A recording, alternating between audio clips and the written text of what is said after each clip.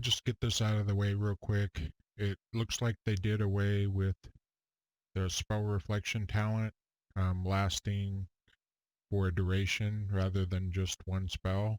We just get the baseline spell reflect that lasts 5 seconds or until you reflect a spell. Collateral damage. When your sweeping strikes ends, your next whirlwind deals 25% increased damage for each ability used during your sweeping strikes that damaged a second target. So, yeah, pretty nice for extra cleave damage. So, okay, we got a Mortal Strike crit of 31 or almost 3,200. And then a non-crit Condemn was hitting harder because it was like 3,350.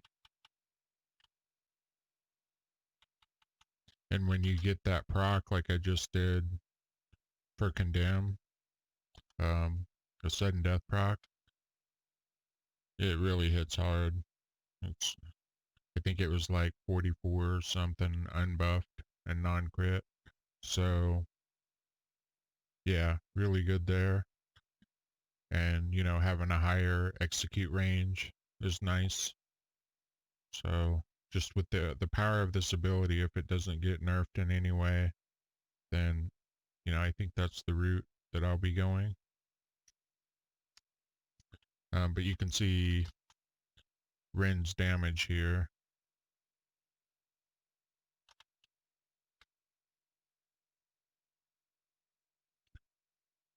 $391.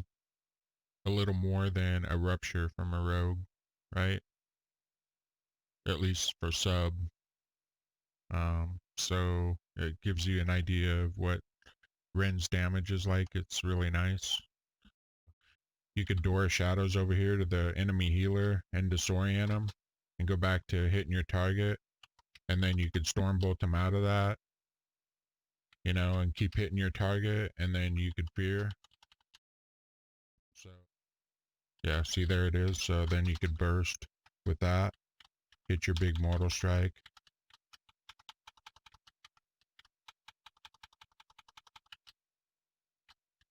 You know, so a nice added benefit for, you know, going with Condemn to get that nice haste buff whenever you hit 40 stacks.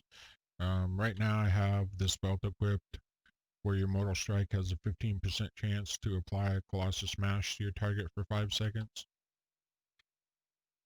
See, so it applied it there. I got really lucky on the first one.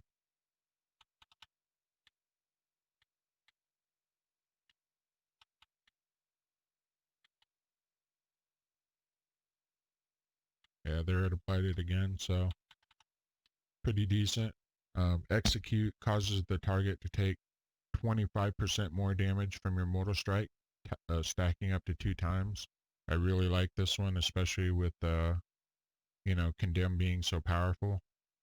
So just to reiterate, with this legendary, increasing your Mortal Strike by up to 50% um, by using Condemn.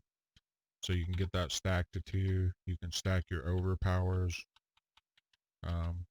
So here we're fully stacked. So that's 50% plus 40% from your overpower. And then you can get an extra 15% on Sharpen Blade.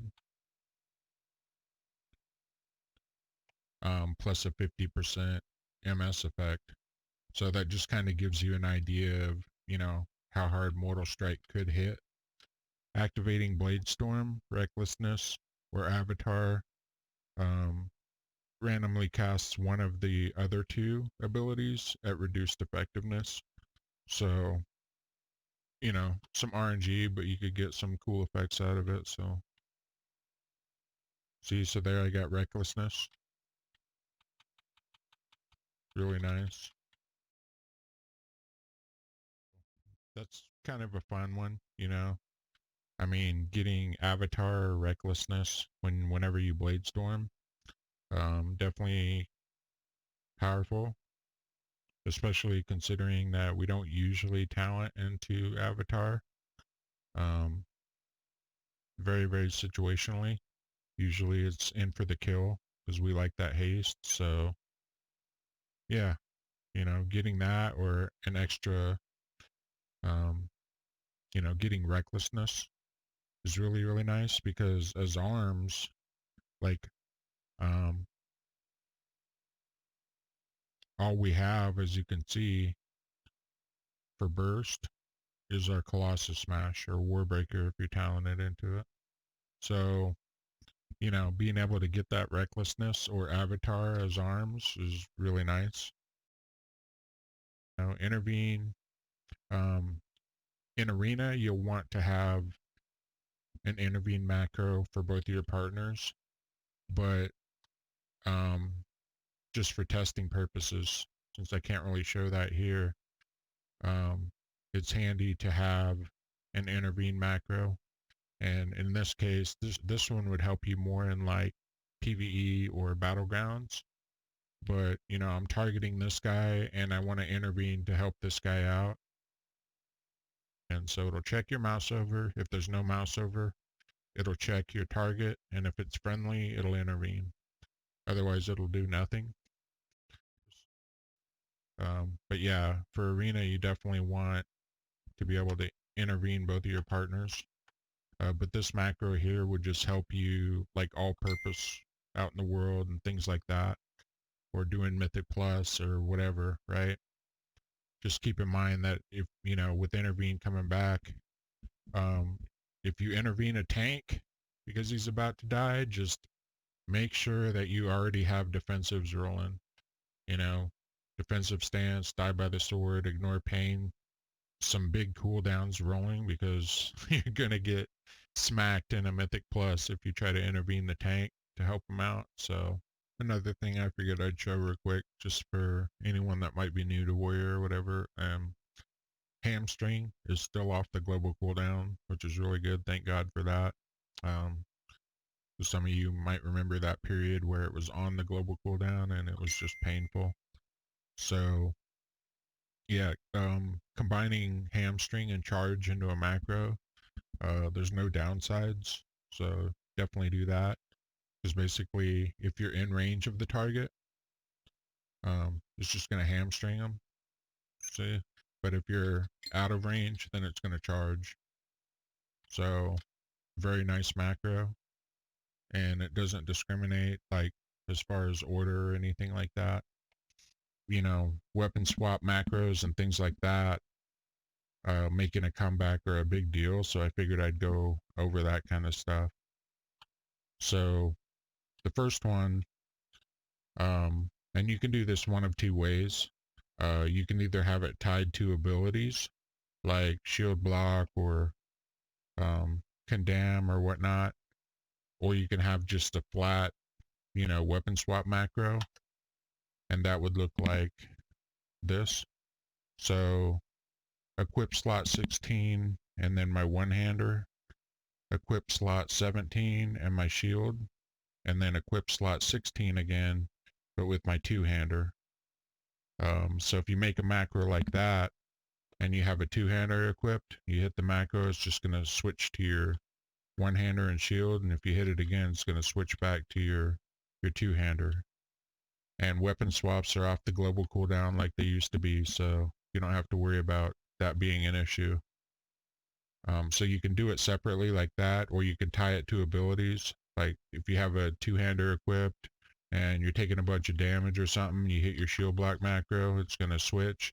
And then if you hit your shield block macro again, it's going to shield block, right? So just get in here and get some rage. Okay, so we're taking a ton of damage, right? So we just double tap that and it puts on my one-hander and shield and instantly shield blocks. So you can do stuff like that where you tie it to certain macros, because a lot of the time, when those situations happen, you really want that defensive up instantly, right? So that's why I do it with certain abilities, like with shield block. I put that weapon swap in there, and then if I've thwarted the damage and I don't have to worry about it anymore, I just hit my condemn macro, and it switches back to my two-hander. Whether you just want a separate macro for it and an extra keybind, or if you want to tie it to certain abilities. But yeah, a great thing to do. Another thing I do is slam. I make a macro for that so that when I do have um, a one-hander and a shield equipped, it's going to shield slam instead of slam. Because anytime I'm going to want to have my one-hander and shield on, I'm not going to be wanting to dump rage into slam anyway.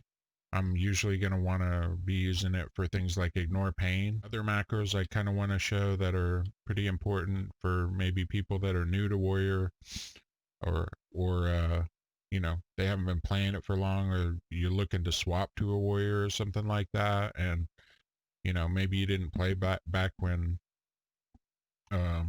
things like this were prevalent. But another thing is cancel our Bladestorm. And again, you can put this in a separate macro if you want, but to me, um, it's just better to put into important abilities that you need to get off like right now.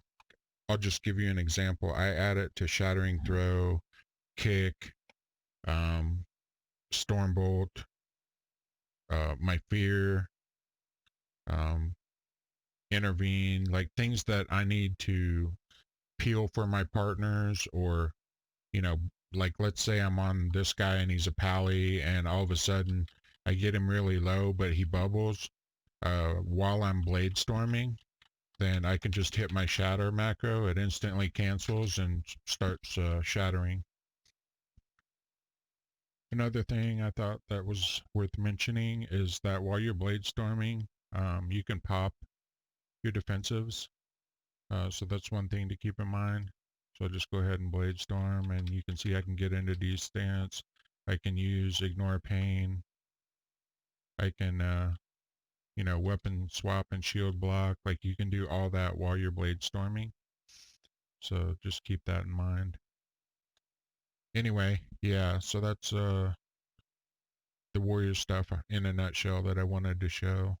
So I hope you guys got something out of it, and I appreciate you watching, and catch you in the next one.